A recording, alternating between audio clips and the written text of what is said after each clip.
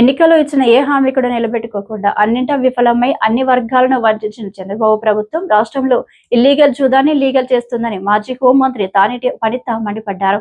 కూటమి ప్రభుత్వ అండదండలతో విచ్చలవిడిగా పేకాట క్లబ్బులు వెలుస్తున్నాయని ఆమె తెలిపారు. పేకాట ప్రభుత్వం అని ప్రజలకు అర్థం కావట్లేదు. ఈ రోజున ప్రజల జీవితాలను నాశనం చేసే విధంగా టీడీపీ నాయకులే, మంత్రులే, ఎమ్మెల్యేలే తమ సొంత స్థావరాల్లో, సొంత నియోజకవర్గాల్లో పేకాట క్లబ్బులు, క్యాసినోలు నిర్వహించడం అనేది చాలా దారుణంగా ఉంది. గడిచిన 5 ఏళ్లలో ఎప్పుడూ లేని విధంగా ఈ రోజున రాష్ట్రంలో పేకాట, జూదాన్ని పోషిస్తున్నారు ఈ టీడీపీ నాయకులు. చంద్రబాబు నాయుడు గారు ఎన్నికల సమయంలో సంపద సృష్టిస్తామని చెప్పి చాలాసార్లు చాలా చోట్ల మాట్లాడడం జరిగింది.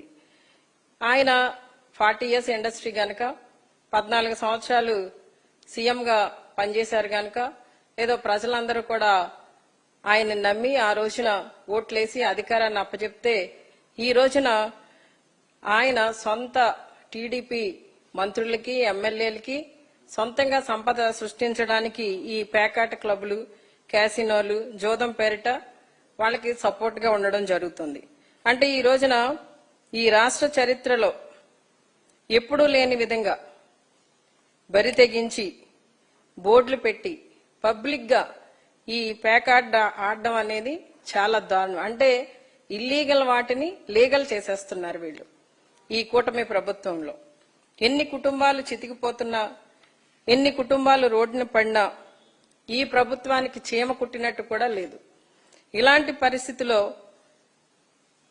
ఇక్కడ మనకి నియరెస్ట్ గా ఉన్న నూజివీడులో అంటే ఒక మంత్రి పార్థసారథి గారు నియోజకవర్గంలో ఏకంగా ఈ పేకాట క్లబ్లను నిర్వహించడం అనేది చాలా దారుణం. ఆగిరిపల్లిలో మొన్న మీ అందరికీ తెలుసు, మీడియా ద్వారా కూడా మీడియా మిత్రులందరికీ తెలుసు, ప్రజలందరికీ తెలుసు ఏ విధంగా అక్కడ ఈ పేకాట క్లబ్లు నిర్వహిస్తున్నారంటే రిక్రియేషన్ క్లబ్ అని చెప్పి పెట్టి వాళ్ళు ఈ ఆగిరిపల్లిలో ఈ వాహనాలు చూడండి, ఇవన్నీ కూడా ఎక్కడి నుండి వచ్చిన వాహనాలు అనుకుంటున్నారు? పక్క రాష్ట్రాల నుండి వచ్చిన వాహనాలు, తెలంగాణ నుండి. ఒక్కొక్క ఈ భవనం చూడండి, ఈ ఒక భవనంలో ఆడాలంటే 1 లక్ష రూపాయలు ముందు కట్టాలి. అలాంటి అంటే ఎంత ఇంకొక భవనం, ఈ భవనంలో 1 లక్ష రూపాయలు కడితే ఆడిస్తారు. ఇంకొక భవనంలో ఈ ఫ్లోర్ లో ఆడాలంటే 25,000 పెట్టాలి. సెకండ్ ఫ్లోర్ లో ఆడాలంటే 10,000 పెట్టాలి. అంటే ఇంతంత ఖర్చు పెట్టి ఈ పేకాట్ లోపల దృశ్యాలు ఇంతమంది అంటే దాదాపు 300 పైగా అక్కడ జనాభా ఉండడం జరిగింది. ఈ జోదగాళ్ళందరూ ఈ కార్లు చూడండి, అంబులెన్స్ కూడా అరేంజ్ చేసుకున్నారు వాళ్ళు. అంటే ఈ రోజున రాష్ట్రం ఎట్టుపోతుంది అన్నది అర్థం కావట్లేదు. ఈ ఇక్కడ పెట్టే పెట్టుబడి డబ్బులు కూడా కాయిన్స్ రూపంలో డబ్బుల్ని కాయిన్స్ గా మార్చేసి అక్కడ ఆడడం మొదలు పెట్టారు. ఇంతకీ ఇక్కడ నిర్వహిస్తున్న వాళ్ళు ఎవరు అంటే ఈ కేసినోని కాట్రగడ్డ అశోక్, లోకేష్ గారి అనుచరుడు. వీళ్ళందరూ కూడా ఇంత విచ్చలవిడిగా ఈ రాష్ట్రంలో ఈ పేకాటలు నిర్వహిస్తుంటే మరి ముఖ్యమంత్రి గారు, డిప్యూటీ సీఎం గారు, అలానే లోకేష్ గారు, హోంమంత్రి గారు మరి వీళ్ళంతా ఏం చేస్తున్నారన్నది మాకు అర్థం కావట్లేదు. ఈ రోజున ఈ పేకాటల్లో ఎన్ని కుటుంబాలు చితికిపోయి ఎంతో మంది రోడ్డున పడుతున్నారు, ఇబ్బంది పడుతున్నారు, ఆర్థికంగా నష్టపోతున్నారు అని చెప్పి ఈ నిజాన్ని తెలుసుకుని ఆ రోజున అంటే 2019లో జగనన్న అధికారంలోకి వచ్చేసరికి ఈ పేకాట క్లబ్బులు నడుస్తున్నాయి.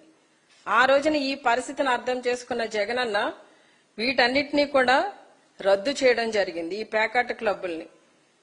కానీ మళ్లీ 2024లో వీళ్ళ అధికారంలోకి వచ్చిన తర్వాత మళ్లీ వీటిని వీళ్ళ ప్రారంభించి పెంచి పోషించడం జరుగుతుంది ఈ రోజున.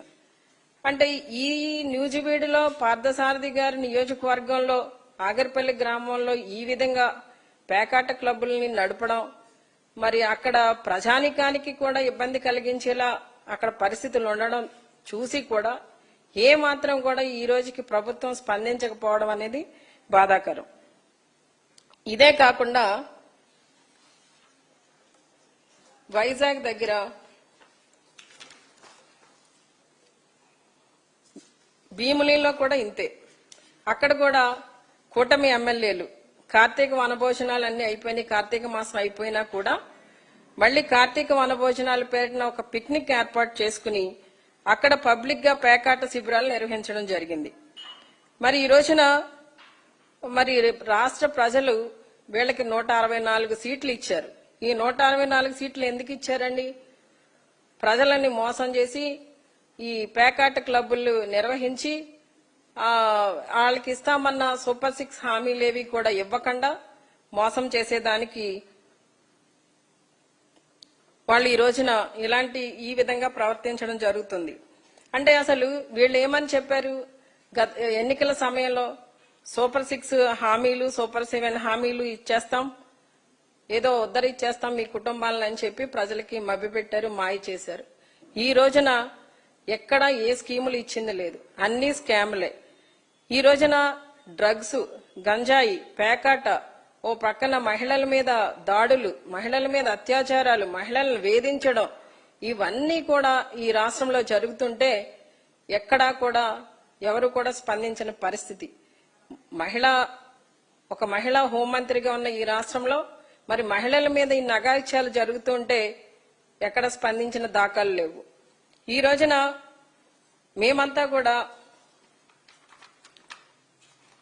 ఒకటి చెప్పదలుచుకున్నాం.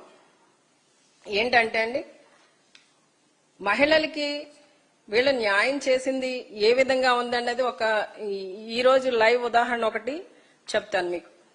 ఇప్పుడు సంధ్యారాణి గారు, గిరిజన స్త్రీ శిశు సంక్షేమ శాఖ మంత్రి గారి పిఏ ఎవరైతే ఉన్నాడో తాను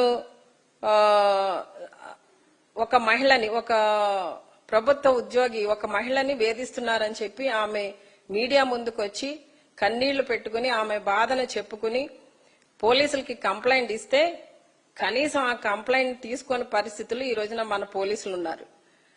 కంప్లైంట్ తీసుకోలేదు సరికదా, ఆమెకు న్యాయం చేయలేదు సరికదా, ఆమెను ఇబ్బంది పెడుతూ ఈ రోజున